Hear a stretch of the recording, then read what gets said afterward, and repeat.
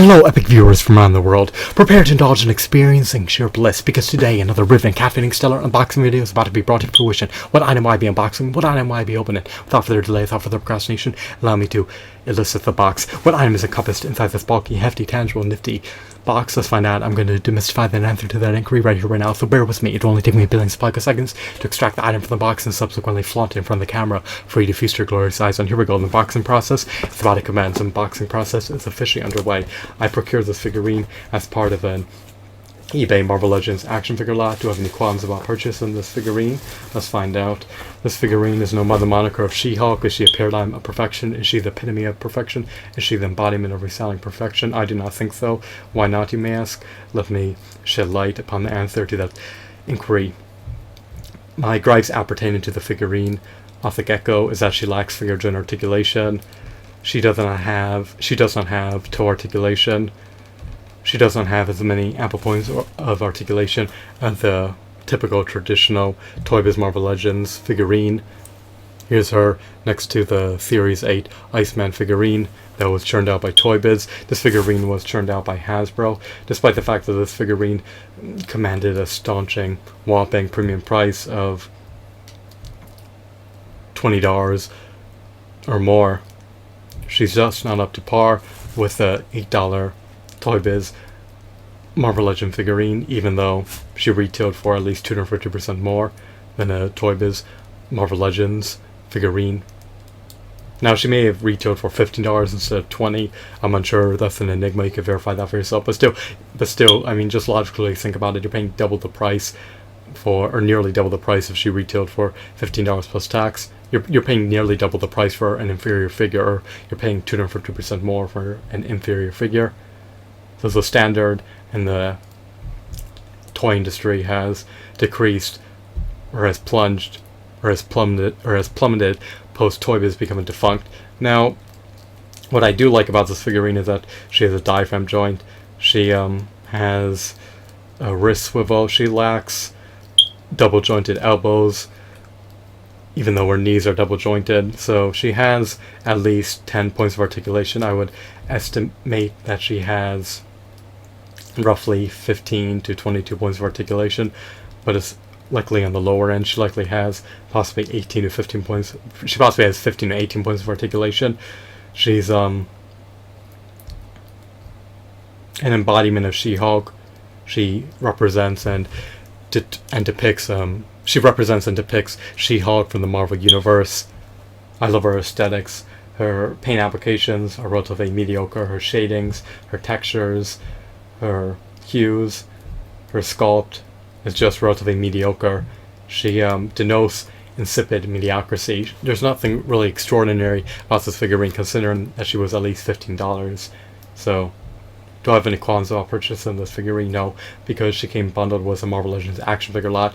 I didn't purchase a lot in order to obtain this figurine. I purchased a lot primarily to obtain other Marvel Legends figurines that are churned out by Toy Biz. But she was on the lot, and the seller wouldn't split the lot, so I had to concede his asking price. But for over $15, she doesn't merit the hefty, staggering premium price, in my opinion. For under $10, I would have considered purchasing her if I didn't own her. Again, I just don't like the fact that her fingers are pre-posed. I don't like the fact that her elbows are not double jointed.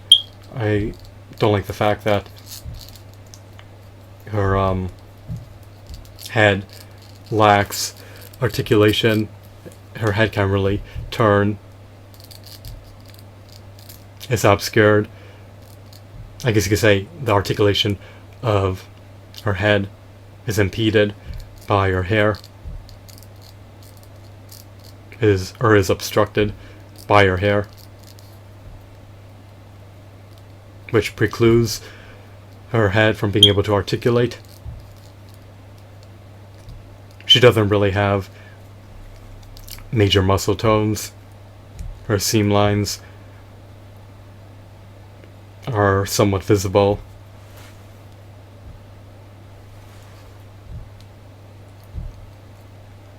They're not really very inconspicuous. They're not eminently inconspicuous. I mean, they're noticeable if you stare closely at her. But I don't need to scrutinize this figurine anymore. I like the fact that she's not marred with scratches. I like the fact that she's not marred with scuffs. Her appearance isn't impaired. I just would have preferred if she was bulkier, if she was heftier, if she had larger biceps and larger abs that could accentuate her physical prowess. I would have preferred if she was a bit taller. I would have preferred if she had more points of articulation. I would have preferred if she had an ankle pivot. I would have preferred if she had peg holes embedded on the bottom of her feet. I think she was a part of the Marvel Legends Fin Fang Foom series. I'd have to double check the series that she's derived from. I know for a fact that she's a Marvel Legends figurine, but she likely was purchased by the Ava collector in order to be able to obtain a piece of Fin Fang Foom. Is it Fin Fang Foom? I think Fin Fang Foom is an adversary of the Hulk. You can double check that for yourself. You can verify that for yourself. Don't take my word for it. I'm not well acclimated with the character's lore. Actually, I could look it up real briefly. Bear with me. One brief moment. I'm just typing with one hand. So it's going to take ample time for me to insert this. Fin Fang Foom. What an unusual, uncanny name. So, the figurine is not abysmal for $20, but she's not a stellar figurine either. But for $20, I guess you could say she's mediocre based on today's standards, which have eminently plummeted post Toy Biz becoming defunct. It's a real shame and a pity that she was churned out without figure joint articulation of mind and without ample points of articulation, but it is what it is. At least she has some articulation. She can't really strafe. She can't really move her legs side to side. So, I mean, it is what it is, but I'm gratified that I was able to obtain a figurine of She-Hulk. I don't think that Toy Biz churned out a Marvel Legends version of She-Hulk. I'm not sure if there's a variant of the figurine. There may possibly be. Hopefully she'll be reproduced in the future. Hopefully a variant of her will be churned out that has finger joint articulation. I can only be optimistic. I can only speculate. I can't foresee the future. I can't forecast the future. I can only hope that she's reproduced again with finger joint articulation, with a taller build, with some better paint applications. She just doesn't have the same level of quality as a Toy Biz Marvel Legends figurine, and if she's going to cost nearly double the price or 250% more, then she should supersede a Toy Biz Marvel Legend figurine. She shouldn't be inferior to a Toy Biz Marvel Legend figurine, but that's my objective. That's my objective, humble opinion. But I'm jubilant and buoyant since I've been able to add her to my collection. She'll coincide eminently well with my 67-inch action figure collection, so she'll be flaunted on the shelf. Once again, here she is. She does look feminine, so at least she looks more female than male, which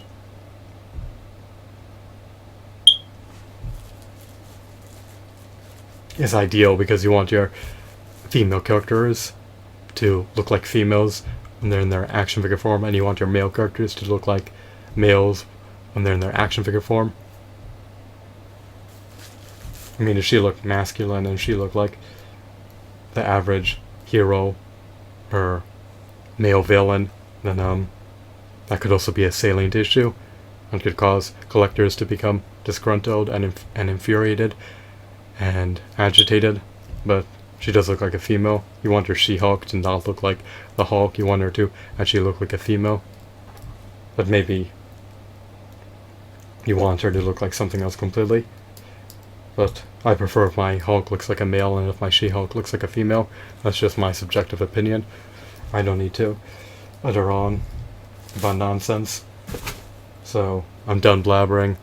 I'm done ranting and raving and blustering about the gripes appertaining to modern day Hasbro action figures that retail for $20 or more. It is what it is. I guess I'm content with my purchasing decision, since I was able to procure a plethora of other stellar Marvel Legends figurines amid purchasing She-Hulk. What other figurines are obscured by the bubble wrap and by the newspaper, I do not know. That is an enigma. I get to unbox them. I'll likely unbox the remainder of this lot in a future video, so stay tuned for that. I hope that you found this video to be intriguing and insightful. Have a wonderful, marvelous day. Goodbye.